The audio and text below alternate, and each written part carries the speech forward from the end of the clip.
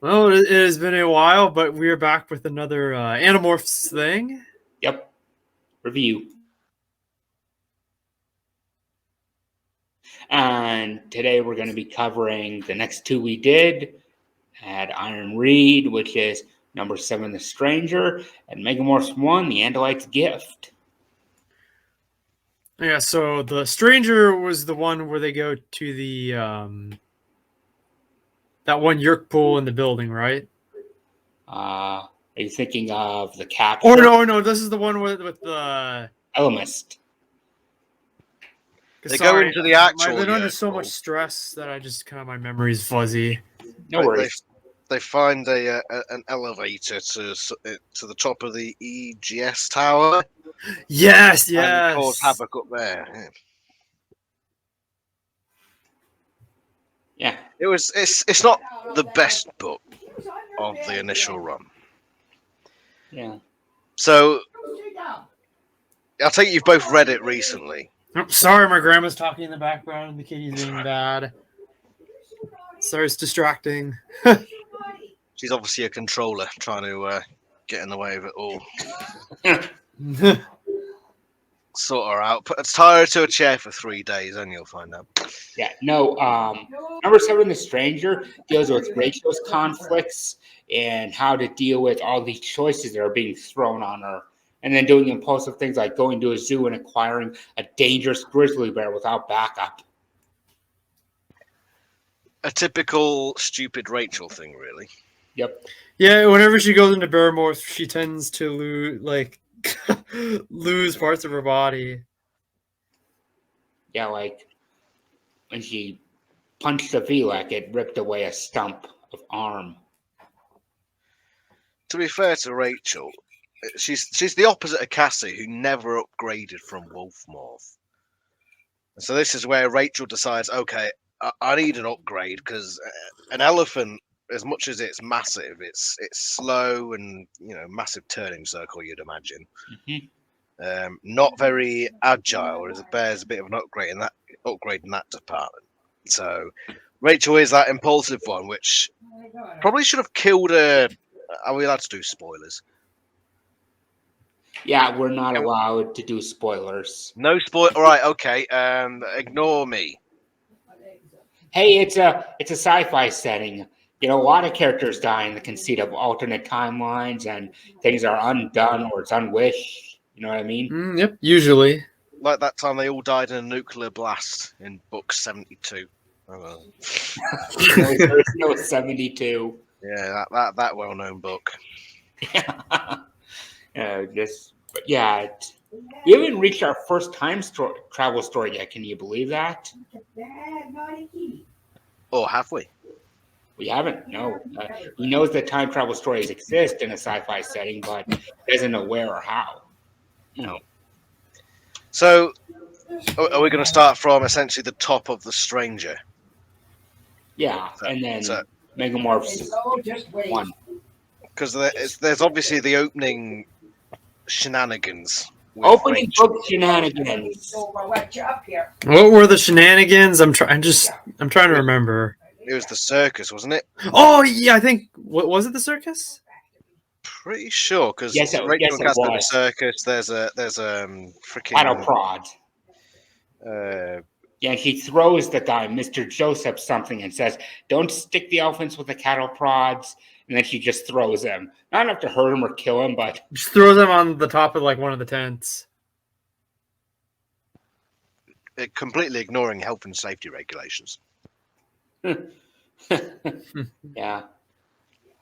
It's one of those cases where the Animorphs sort of do something. It's all like, yeah, it wasn't enough to hurt him, but there is honestly, some things can actually be. If he landed on his head, he'd probably break his neck. Yeah.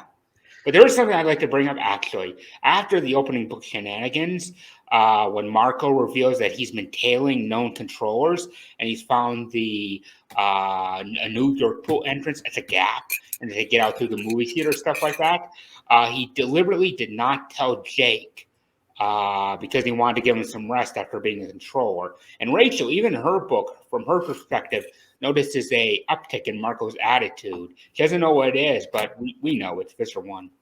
Mm-hmm. It's a nice bit of continuity. Oh yeah, when do we? Was it book 15 when they eventually? Oh no! Spoilers! Stop it, me! Stop it! I Oh, did. it was book 20,000,003. Well, I did tell him that Visitor One comes back in book 15. I just didn't say what happens. You know Right. what I Okay. mean? I do apologize. Can you cut that out?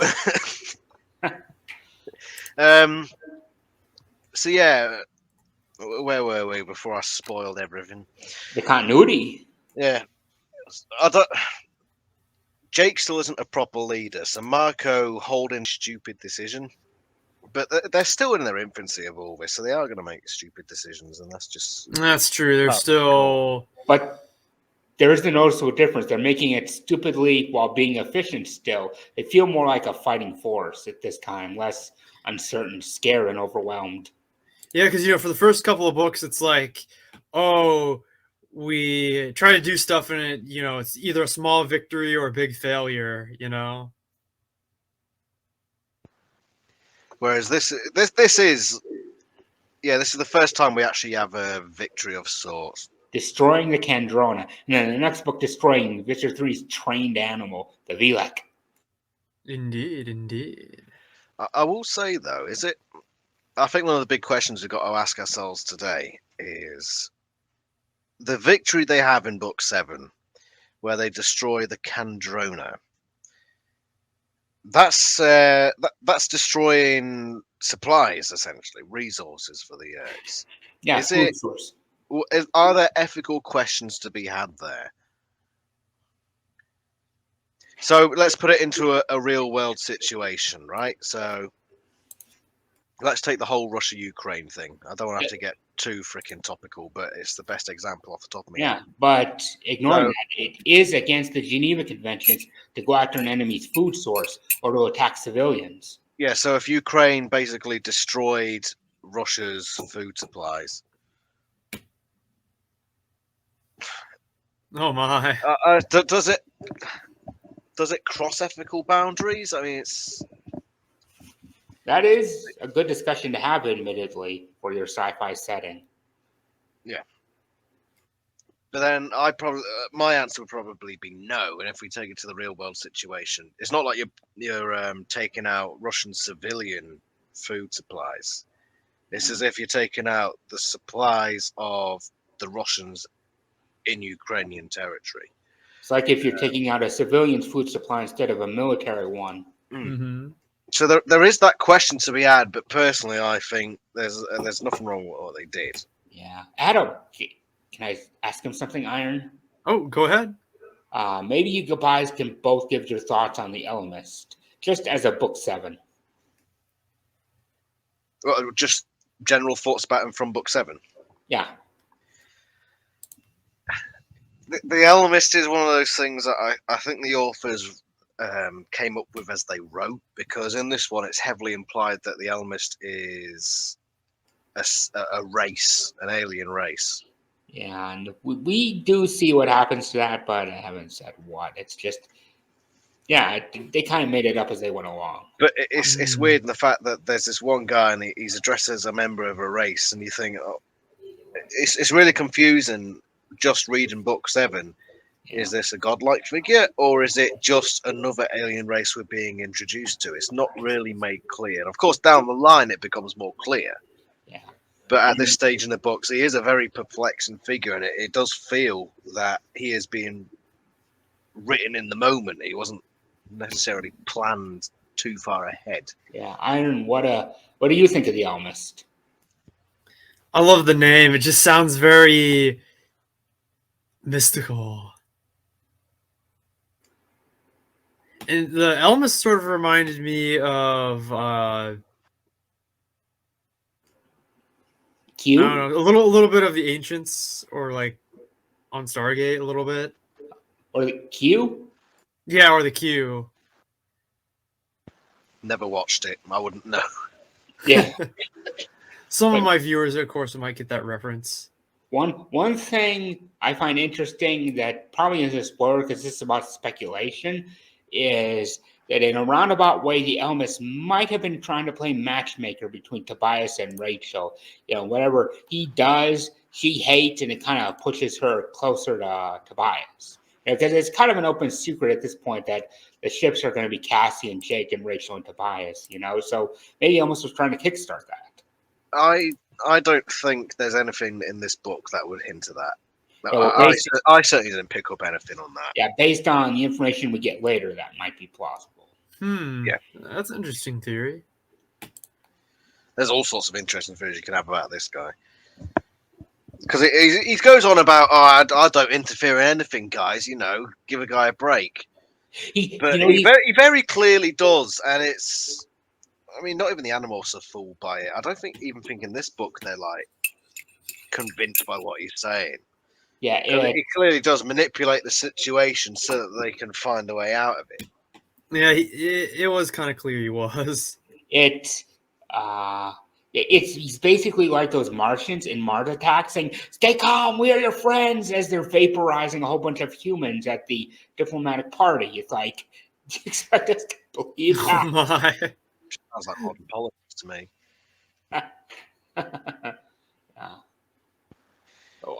He's a weird creature or cluster of creatures, if you want to be spoilery. Well, it's not really a spoiler to say that he's kind of like Piccolo is on Dragon Ball Z. He is both himself, the essence of his father, and his son at the same time. No, you can't compare the old Mr. freaking Piccolo. Come on. You can't, but it's no. Because I don't really see the comparison. Elvis is both a group and one guy. As weird as that sounds, this is spoilers. I mean, I apologize for my spoilerizations. No worries. It's keeping them light, keeping it loose. Yeah. The Piccolo comparison is more like I'm trying to think of Dragon Ball Z characters now. Christ, it's been a while. Fucking hell, Dragon Ball Z. It's more like the Supreme Kai. He's that one. Yeah. That's the little blue guy, isn't it? Yeah. Not King Kai. With weird hair. We didn't advance that far either, but No, that's it. Yeah, King Kai, the one with the black hat. Yeah. And the monkey thing. Yeah. Who would the monkey be? That'd be Eric. Eric's the monkey. Yeah, but now we're getting ahead of ourselves. So deleted. It's just maybe final thoughts on the 7th book before we proceed to Megamorphs 1. I want to cover the B plot. Well, you know what I'm talking about when I mean B plot, don't you? I want to make sure you. I want to make sure that you know what I'm talking about when I say B plot. I'm just letting Iron take over for a moment. Kind of refresh my memory because it'll come back. That's how irrelevant the B plot was. You don't even remember what it was. Yeah. It was the whole her parents have split up and she doesn't know whether to go with. Oh yes, her dad wants to go or has to do that job and she has to decide. I thought it was a really weak side plot. Because we know Rachel's not going to go. I guess you're thinking they should have shook it up somehow, huh? Not only that, but just make it more. It just felt really forced. Well, it didn't really do anything. I mean, you had the whole Ellimist giving them the choice of do you stay or do you go? But in the end, he made the decision for them. Yeah, so how does that relate back to the Rachel question of does she stay with the dad or stay with the mum? Yeah, because that's the thing. It's like what's the lesson here? Just let someone make the decision for you. Because that's the thing is Yelmis already when they said yes, nothing happened. It's Paparina reviews cover this. I'm Yelmis and I'll cure cancer for you if you want. Sure, go ahead, cure all the cancer. What? Cure all the cancer. Someone there? We're accepting your offer. One offer. I know you. Guess I'm just talking to myself. Been a long time since I watched Paparina's reviews. I really should watch them again. See if Paparina agrees with all my reviews. Those reviews are pretty fun. Yeah, but it's like one point he brought up that I will say about number 7 is I really think it could have worked better. I agree that if after they escape the Blade ship and that's number 7. I mean, Megamorphs 1. Never mind. Yeah, as a final thought for book 7, I think it's the weakest of the books up to this point.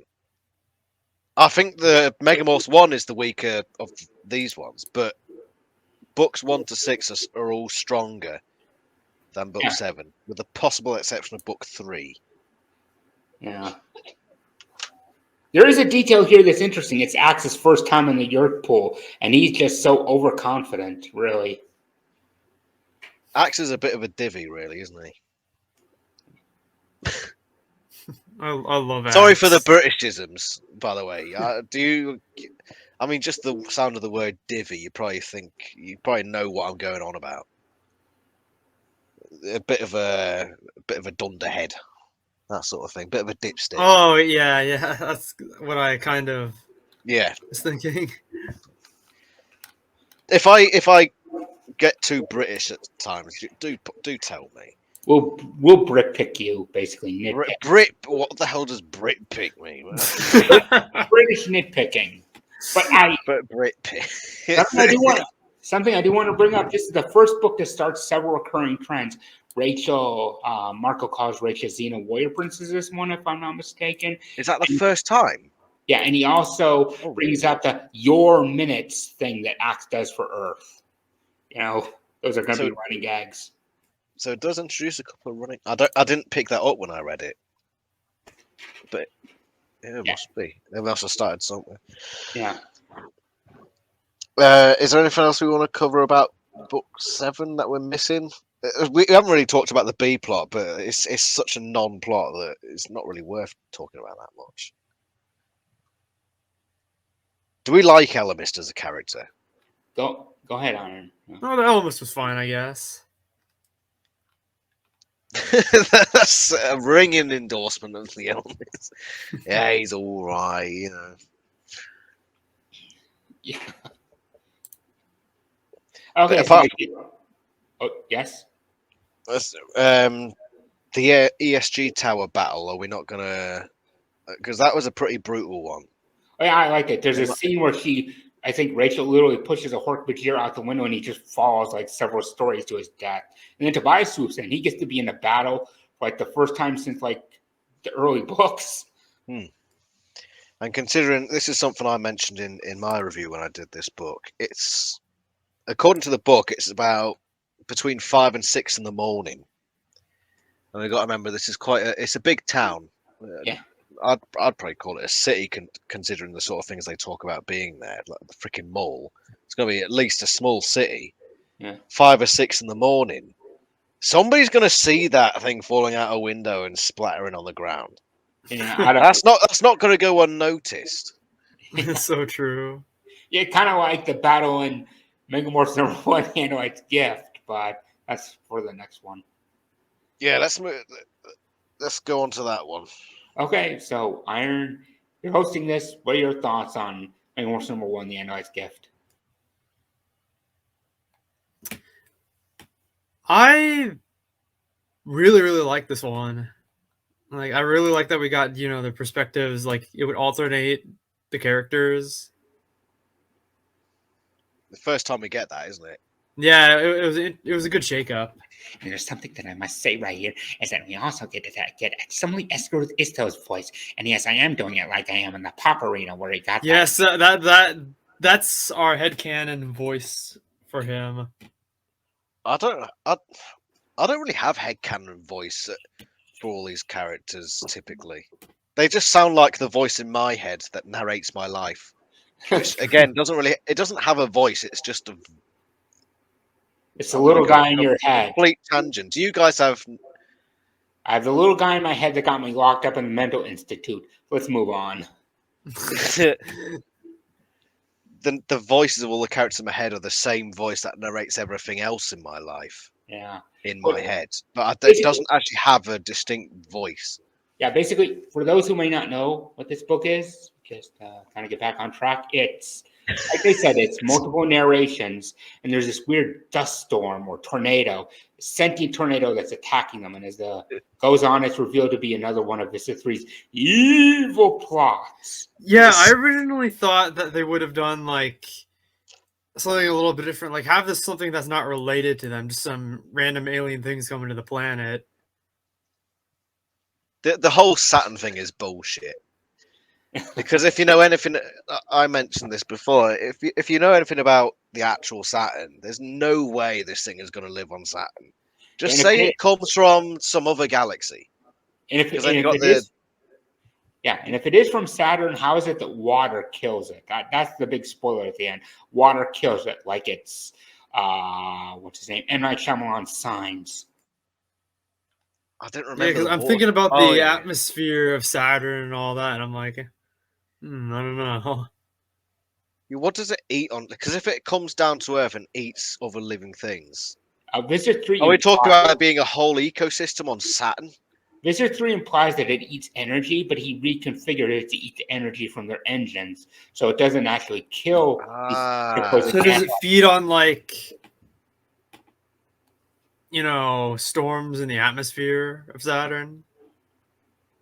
Yeah, basically, Visit 3 doesn't want them dead; he just wants them captured, which is another Visit 3 mistake. He should program it to kill them first. No, I'm trying to remember because it's been a while since I read this one. I'm sort of remembering the details. Didn't he went to Saturn and it killed a load of his crew? Yeah, before they got control of it. So it does kill other living creatures. Yeah, but it's like, okay, water is its weakness. There's no water on Saturn. How is it a weakness to something that does not exist? Like, I mean, how also, am I we're 70% water. Just throwing that out there. So we'd be its weakness. But still, even despite all, here's the thing: the Valik, as they call it, causes so much destruction, it's damn near impossible to cover up, and yet it still succeeds the best out of anything because it's built to track morph energy. It's just such bullshit. You can't approach this from a logical standpoint. As much as you try, there's no logic justifying this creature. Yeah, it's one of the few times in the Animal series where you can't justify its existence. I mean, look at the battle in the suburbs where there's 4 police, there's cops on the way, there's a dead alien body, alien ships hovering very noticeably near the ground, several wide escape animals, a car accident, and one of those freak tornadoes, as they call it on the news. How the hell do you cover that up? Yeah, and there's a part where it was going through the neighborhood, and I'm like, how did people not notice that? Because generally, people are pretty self-absorbed. Yeah, but, am I wrong? Yeah, but Iron, maybe there's something objective you could bring about this book to the table. Say again. Sorry. Let's see. Let me think. Something Iron's going to say about the book. The first half is a complete slog. Oh, honestly, the whole Rachel losing her memory thing could have been so much better. Yeah, like this is something the Pop Brain also brings up: the fact that they could have made her get mixed up with a group of controllers, like the TV show did. That would have been interesting. You trying to say the TV show did it better than the book? Right up until they rubbed their ears to give themselves away, yes. Oh, I love the charm of the TV show. Yeah, the first half of Megamorphs was dire. I hated it. The second half made up for it. I feel like, and this is just my thoughts, setting it too close to the contemporary era kind of hurt it. The others remove it from the contemporary era, I'm not getting into now, and it kind of plays to the strengths a little. You know what I mean? The Megamorph books.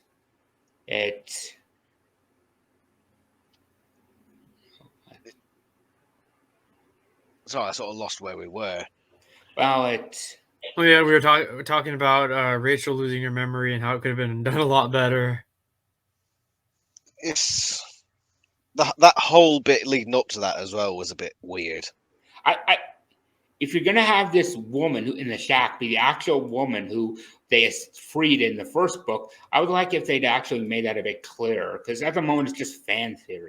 I'm pretty sure it's not. I think even the book makes it obvious that it's not the same woman, because it's the point is made pretty clearly that this woman in the shack had been there for a long time.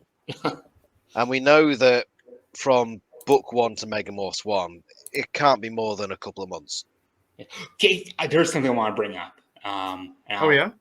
As I don't know your thoughts about this. Something brought up in the book, inter-York politics, to show that it's still there. Like Chapman meeting that controller policeman and that reporter in the mall in a spy novel fashion. Oh yeah. Cassie turned into a fly and was going. Because Visser 1's agents within Visser 3's ranks are still spying on them and reporting back to them.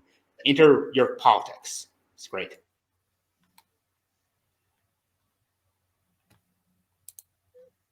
What do you think of that, Adam? So I thought you were asking Iron. Yeah, just what do you guys think of that?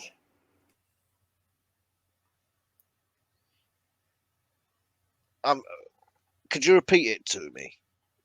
Oh yeah, the bit where Chapman, a policeman, and a controller journalist meet in a mall because Visser 1's agents are still monitoring their communications. I can't even remember that bit. Yeah, I can't. That's completely gone from my memory. I can't remember the only thing I really remember about it was Cassie flying around. The Cassie flying bit I remember, but I don't remember the details of what they were talking about. That's not the part where she flies onto Chapman's head, is it? That is the part where she flies on his head. I can't. Yeah, I can vaguely remember that bit. I can't remember what that led to or why it was led to. I just remember that being a thing at some point. I can't remember it. It was such a forgettable slog. This part of the book. What's important because that's where Cassie learns it tracks morph energy. I mean, Axel already figured it out because he got captured. Yeah. They didn't know till then. Yeah, I couldn't even remember if it was at the start. I didn't even know it was from this book, honestly. It's one of those Animorphs memories that happened, but you can't remember where. Do you remember why the dust monster even attacked the first house? Because Marco wanted revenge on Darlene for not inviting him. Oh yeah, he became a mouse and chased her. Stupid freaking. That really brought the book off to a rubbish start. It was grim. Why was he doing that? It's opening book shenanigans, of course. Because I wasn't invited to the party, so I gotta chase her. Yeah, but plus he's bribing Axe with flea powder, really. Oh yeah, the whole Axe being there, being all confused. Yeah, that's.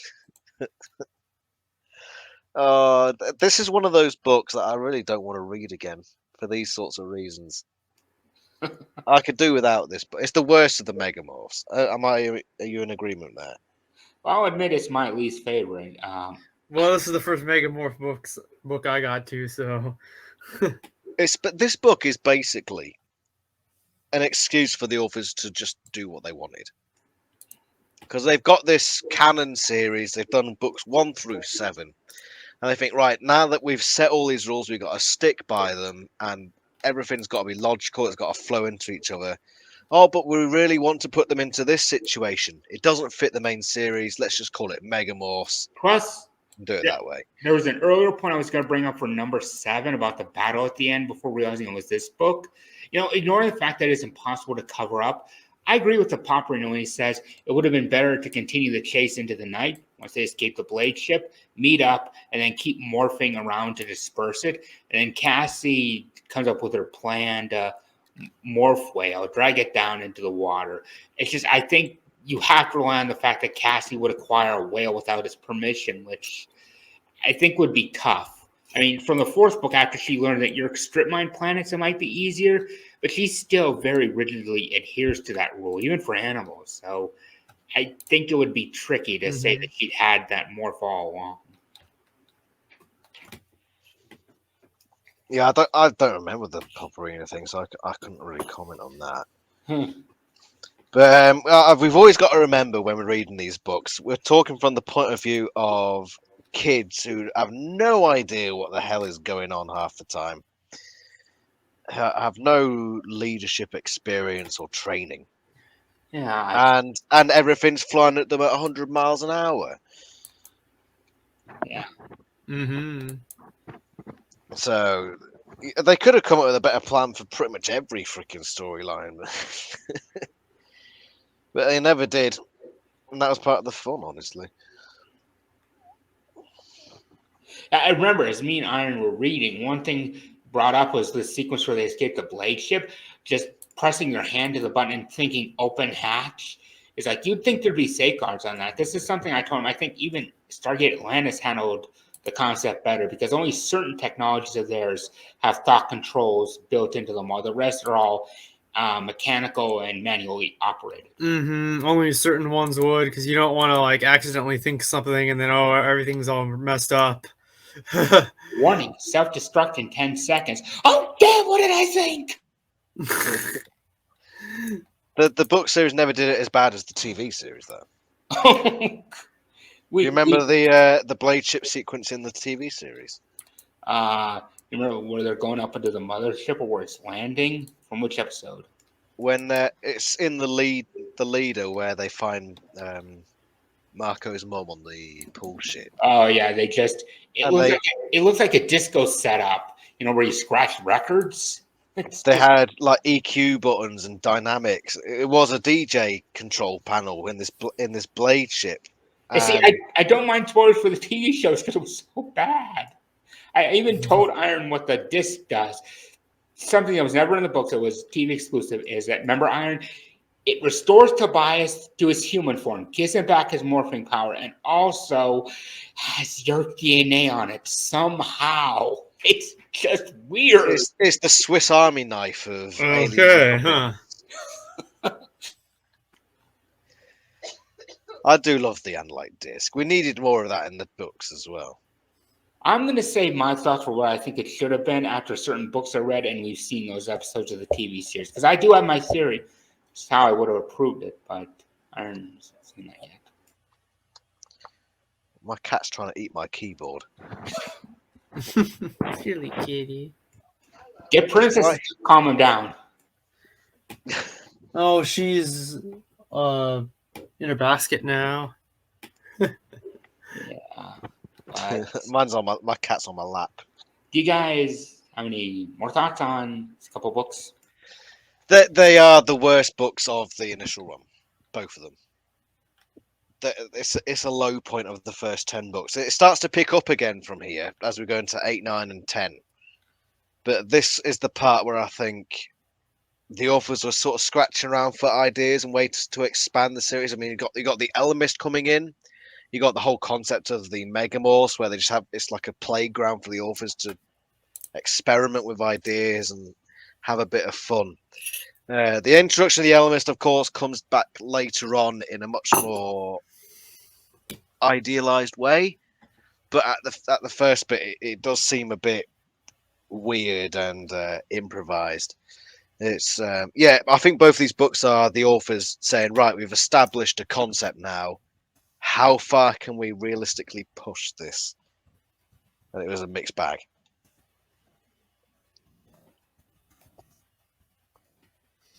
Yeah, but the later half did get better. Like as we said, like What of Megamorphs?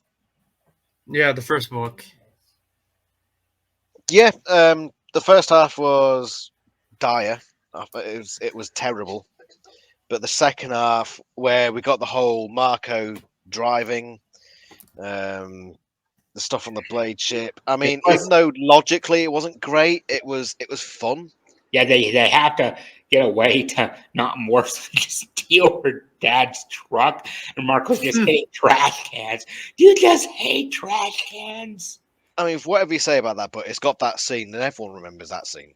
If you're an Animorphs fan, that's one of those scenes that is just ingrained in every Animorphs fan's mind.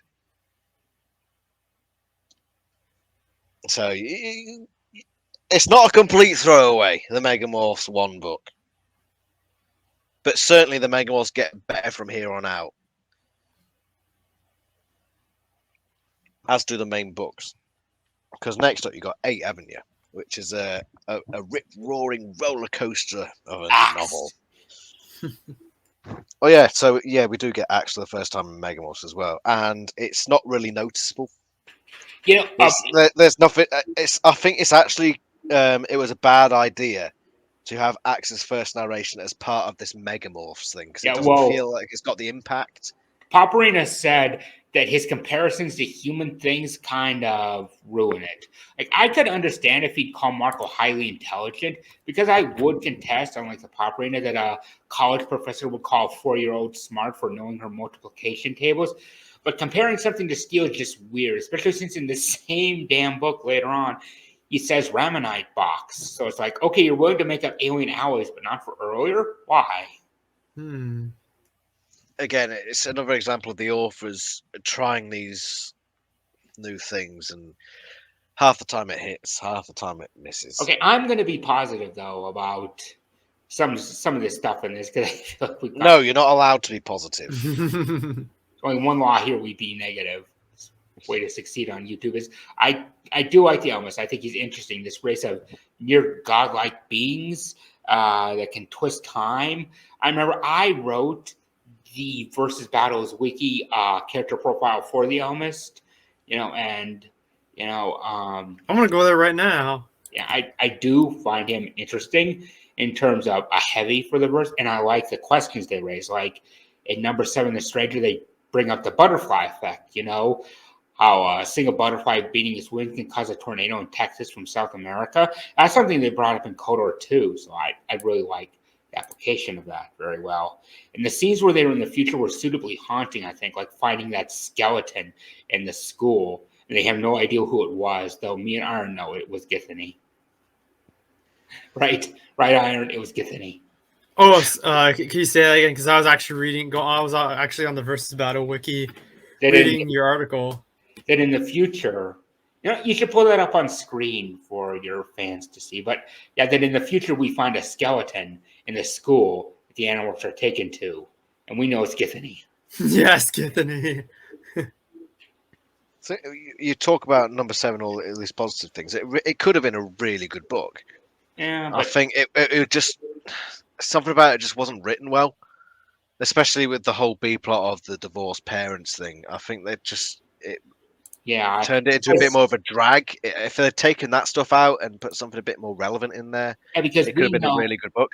Because we know Rachel's not going to leave, even if it means passing up training sessions with fictional Olympus gymnastics star Karol Belnikov. But I noticed the one thing you're praising is the battle sequences in both these books. You're not getting negative about that. It's just plot issues. Which is unusual for me, because usually I like the character stuff much more than the battle stuff. Yeah, but I do think that at this point it is good how the Animorphs have evolved into a team. The first 4 books had so much dread to them. Even the 5th one, which had Axe, had a lot of dread to it. That's like finding out that Visser 1 is Marco's mother. Jake wants to save Tom, of course, and Axe wants to get home. And Rachel cementing herself more into the war. It's kind of built up their confidence like a little bit. And you missed some book 6 there as well, which is probably the most grim one of the lot. Yeah, Jake becoming a controller and seeing what his brother has to go through. I mean, I'm sure that rekindled his desire to free him. Yeah. But of course, spoiler, that changes as the series goes on. Yeah, but I know what you're talking about, but we'll get there when we get there. Something positive about the Megamorphs book I do like, one detail, is that Rachel says she's been bringing Tobias books to read. That would make sense. They'd want to keep something from his humanity a bit around. It's the little details that make these stand out more to me than the average. I don't know why she didn't bring him a Kindle. We wouldn't have to bring so many books then, surely. Of course, Kindle didn't exist then.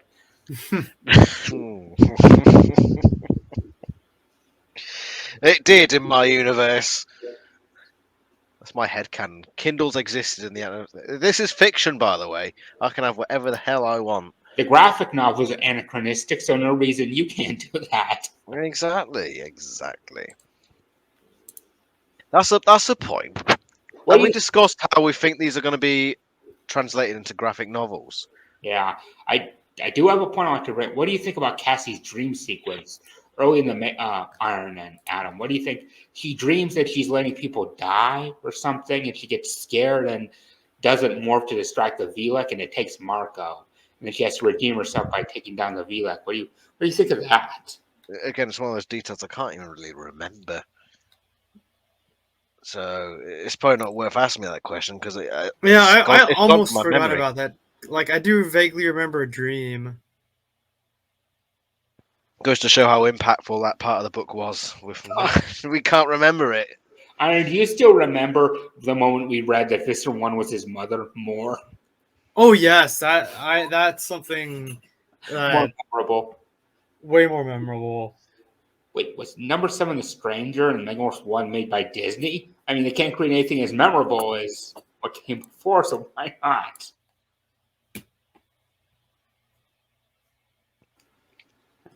Yeah, both of these books. I mean, number 7's memorable for whether it's good or bad, but Megamorphs 1, apart from the trash cans bit, it's one of those things that all the details are blurry because it just sort of dragged from one scene to another, and there's not really much you can say over apart from that. Yeah, I will. I let's Iron maybe could say some final thoughts about these two books and what you hope for the future. And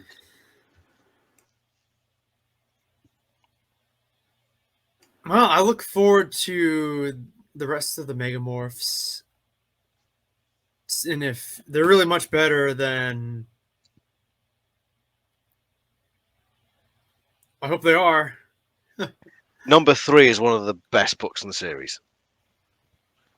Megamorphs 3. It is stunning. It's a brilliant book. I know what you're talking about. Yes, A lot of people say that 4 is their favorite. I personally, I don't my get that. favorite is 2, and my second favorite is 3.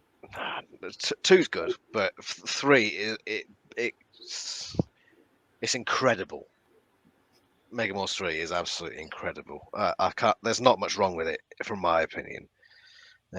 So for as much as I rag on Megamorphs 1, the concept it introduced of just throwing them into a sort of canon, but more of a playground for ideas. I appreciate that because it did bring us Megamorphs 3, which was an incredible book.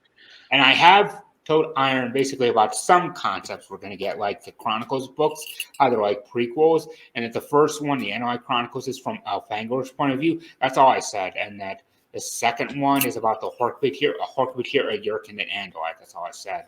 And then Visser's about the Yurk point of view, stuff like that. And Iron, what do you think about that to come? It's very vague, not very spoilerish. I look forward to it. Yeah, the best chronicle, just to keep you guessing, the best Chronicles book is the Hawkbit Chronicles. I like it.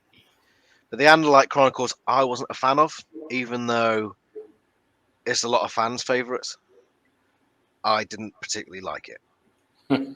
That doesn't come till around book 13 is where we get the Andalite Chronicles, isn't it? And then Hawkbit Chronicles is after book 22. Yeah. Roughly. Yes. Roughly. Probably a bit earlier, actually, depending on... Because one character sort of throws you off. Oh, when did this happen? It must have been a bit earlier, but... what was I was going to... something on the tip of my tongue a little while earlier, but I think it's gone, so ignore me. Disregard. Yeah. Oh, that's what it was going to be. Do we think if we carry on these graphic novels that Chris Griner doing, so he's planned up to book 6, which means if we do get any more after that, then no doubt number 7 will be next. Are we going to get Megamorphs 1, or are we just going to go straight to book 8? Yeah, that's the question, isn't it? Yeah, what are they going to do? Are they going to combine stuff? I don't know. I wouldn't mind if he just left out Megamorphs 1. Yeah, but there's a chance he could leave out the other three if that's the case. And he has shown that he prefers, like, he wants the continuity fan base, which I can respect. I can respect. But Megamorphs 1 doesn't do anything for the main series. They do mention it though in number 8. They mention the recent V-like. Oh, but that can be the Kendrona that can be taken out. That's you don't want to include Megamorphs 1 just so that one line in book 8 can be the same as the books. He's already changed lines in books anyway, so it's not beyond him to change lines. He did it in book 3. The encounter, he changed a few of the lines from the books, so it's not beyond him. So Iron, before we wrap this up, what's your takeaway from all this, basically? Some things you like. I look forward to the series continuing to go up from here. Yeah, 8 is you'll enjoy 8. I love it. 9 is where we actually get Cassie's introductory book, as far as I'm concerned. That's where we actually start to see the character Cassie coming through. And then number 10 is another brilliant Marco book. So we're on to it. From this point on, we're on to another good run. Very good run. It keeps building up by the first 26. 11 is a bit. It's another dip. Number 12 is a filler. And then from then onwards, it becomes fun again. 13 has a big change. I'm not going to say what it is, though, but it's called the change. Yeah, of course. So it has a big change. I just haven't told him what it is because it's major. Yeah, no spoilers. 14 is a literal joke. And I mean that, a literal joke. I enjoy 14. Yeah. I like it. It is fun. And I have told him that Visitor 1 returns in book 15, but not for what. If she's returning, you have to know it's high priority. Very major. 16 is known collectively in the Animorphs community as that out-of-date computer book.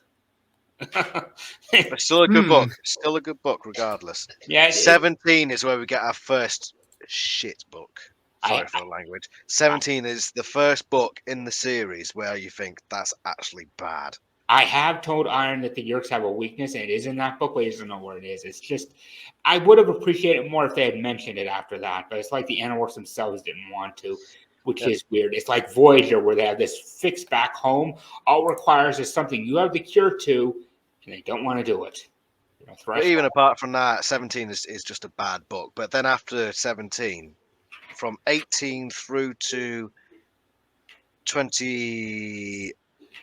Well, through to 27 is an incredible run of books. Yeah. That's probably the peak of the series is 18 through to 27 sort of.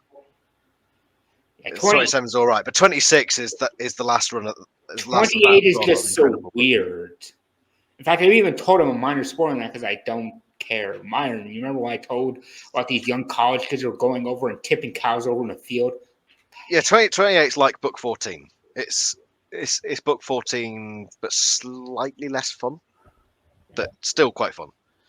Yeah, but yeah, that is probably the peak of the series. Is between 18 and 26. That's peak Animorphs. Plus, this before the Ghost Written era, or yeah, that is when the first Ghost Written book was 25, which was actually a good book.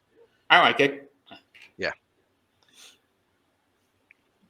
And that's when it starts to get a bit more inconsistent. I wouldn't say bad, because there are a lot of really good... Some of the best books of the series are ghost written, but you also get some questionable entries into the series.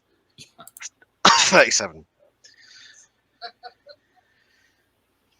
The weakness. Yeah, Iron, the one book that you've got to look forward to, in terms of how little you should look forward to it, is book 37. And you know what? That is the book. That is the book, right? We should do, before we wrap this up, is I've already put together my list of my top 10 favorite books from favorite secondary favorites, 1 through 10. Number 1 is the most favorite. And you should probably compose your own for next time. I've ranked every single book. I've got a video ranking every single one. Okay, so maybe next time we can discuss that a little bit more. Yeah, I can send you the link if you want. You think I'll find that, and I'll send it over to you. I'm pretty much exhausted for ideas on book 7 and Megamorphs 1. Is there anything else we want to add? I think that's all that's been on my mind right now. Anyways.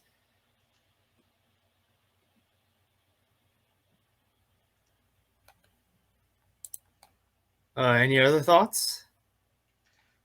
My thoughts are all tried up now. What about you, Siberian Dream?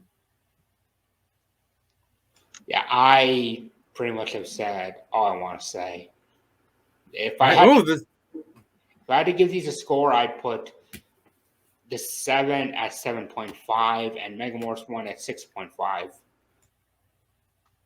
It's basically the same scores for me. Well, we ended right at around 50 minutes. Nice. Lovely. So anyways, that was our combined review of the regular book and the Megamorph, the first one. Yeah, average books, much better to come. Is that recording done now?